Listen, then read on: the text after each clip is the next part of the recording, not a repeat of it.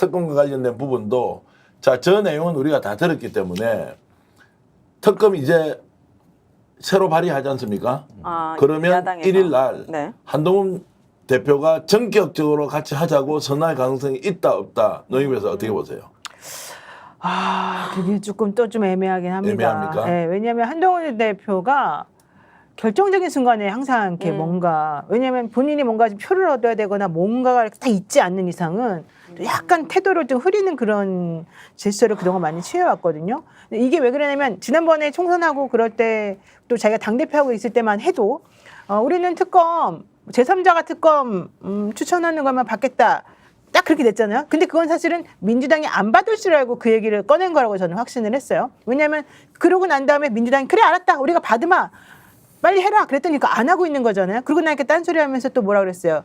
그 멋쟁 해병 카톡방에 있는 사람들이 제보 공작했다. 이것도 집어넣자. 그러니까 민주당과 이 멋쟁 해병 카톡방에 있던 그 제보 공작이라고 하는 사람들. 김기현 변호사. 우리 그 김종대 의원님이나 이런 분들이 알았다. 우리도 하겠다. 우리도 받겠다. 우리 받겠다. 나 특검 받겠다. 그러고 나니까 그 다음에 갑자기 말을 탁 끊어버렸어요. 아무것도 안 했어요. 아. 근데 오늘 조경태 의원이 라디오에 나와서 그랬대요.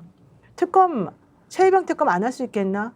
이거 해봐야 되는 거 아니겠냐? 이런 얘기를 했다는 거예요. 내부적으로 이제 더 이상 이 대통령의 발언과 관련해가지고도 그러고 더 이상 이제 참을 수 없다. 이 지경까지 온 거예요. 저는 오늘 대통령이 이 얘기를 했다 해서 제가 깜짝 놀랐어요. 그래서 뭔가 새로운 경찰의 조사가 나온 줄 알았어요. 네. 근데 아무리 듣자마자 그게 없는 거야. 근데 대통령은 그냥 혼자 자기 생각에 지난번에 청문회 보니까 별 볼 일 없더라. 외압 없다고 다 나온 거 아니냐. 이렇게 혼자서 지금 상상의 나래를 펼치고 있는 거잖아요. 근데 우리 그때 법사위 청문회 때 다 보셨지만 네.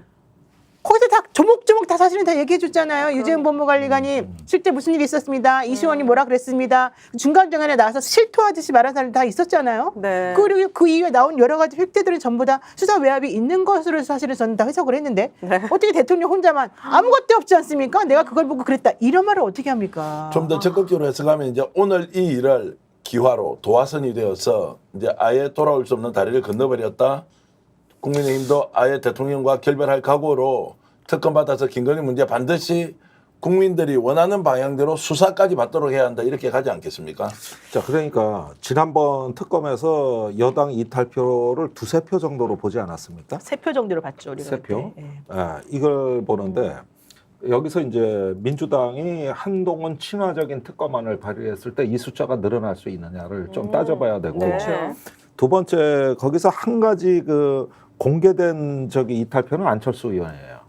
근데 내가 이 얘기는 처음 하는 것 같은데 총선이 끝나고 21대 국회 마지막 그 표결 붙기 전에 한겨레에 묘한 기사가 나요. 뭐요? 그 여권의 모 인사가 익명 기사인데 네. 대통령이 경로했다는 얘기를 대통령실로부터 들었다. 네. 그러니까 대통령실에 있는 핵심 관계자로부터 나는 그때 최혜병 문제로 작년 7월 30일 날 대통령이 경로하는 거 들었어. 이게 한겨레 신문 일면에 나가. 네. 그랬는데 지금 와서 생각하면 그게 안철수 의원이 아니냐 좀 의심을 하게 되는 것이 진실을 들었거든. 그래서 안철수 의원이 그렇게 그냥 자기 소신이라 그러면서 계속해서 투표를 한다. 예, 투표를 유독 한다. 이 건에 관해서는 네. 의료개혁도 말을 약하게 하는데 이건 확신을 갖고 안철수 의원은 주로 이야기를 했고 네. 실제 그걸 행동으로 옮겼단 말이에요. 그러다 보니까 여권 내에서도 이제 이런 정보가 공유될 가능성이 높아졌어요. 그러면은 이제 진실을 알아가다 보면은 그리고 의정대란 이런 게 또 촉진제 역할을 하고 이러다 보면은 우리가 그동안 한 2년간 뭐에 취해서 사는 거 아니야? 이거 당이 이제 소멸의 길로 가는 거 아니야? 그리고 진실은 이거래 사실은 이런 어떤 분위기가 나올 법하고 이게 이탈표를 조금씩 만들어 나가는 네. 난 그런 어떤 분위기도 될 수 있다고 봐요. 국민이 진실을 몰랐던 게 아니라 외면했던 거 아닐까요? 겁이 나죠. 아니 그러니까 그런데 이제 믿음이라는 게 진실을 가공하기도 하고 설마 그랬겠냐 뭐 외압을 넣고 경로를 했겠냐 이게 대체적인 정서였던 거지. 이게 대체적인 국민의힘의 대체적인 정서. 정서였는데 이게 알고 보니까 진실은 있구나. 네. 이러다 보면 흔들리게 돼 있거든. 네. 난 그런 국면이고 오늘 국민의힘에서 오늘 하루 동안 벌어진 일이 그런 일이라고 봐요. 우리가 보는 진실은 있는데 아니라 그러네. 이때 이때가 문제다. 이때가. 이때 빨리 그럼 특검을 그거 발의해가지고 투표하면 그러니까 난 민주당이 서둘러올 필요도 있다고 봐요. 한동훈 이제 대표와 지금 이재명 대표가 만나서 뭔가 이제 새로운 걸 도모하겠다면 저는 일일이 도화선이 될 수도 있다. 왜냐하면 그렇죠. 그럴 수 오늘 이 있겠네요. 국정 브리핑 과정에서 나타났던 것이 네. 네. 내일 보나만 합니다. 언론, 신문, 방송 이제 왜 이런 내용으로 했느냐. 사실 오늘 오후에 종일 했던 언론사들의 접근이 팩트체크였어요. 진실인 게 하나도 없다는 거예요. 어른대란 문제 대통령 말이, 그렇죠. 최병 특검 마찬가지죠. 그리고 국민연금과 관련돼서 갑자기 뭐야? 전 정부를 다 또? 싸그리 잘못된 걸로. 아 그래요? 왜냐하면 지금까지 수백 조를 써서 저출생 문제 뭐 했느냐. 우리가 해결하겠다고 하는데 알맹이가 하나도 없습니다. 자 이런 식으로 이제 비판을 하니까 대통령이 딴 나라 산다. 아까 말씀하셨고요. 어떤 분은 알고도 찔러버린다. 그리고 책임 안 져도 된다. 이미 나를 따라오는 지지자들은 30%가 존재한다. 그래서 오늘 제가 국정TV 있지 않습니까? 네네. 요 방송을 계속 봤는데요. 네. 댓글에요.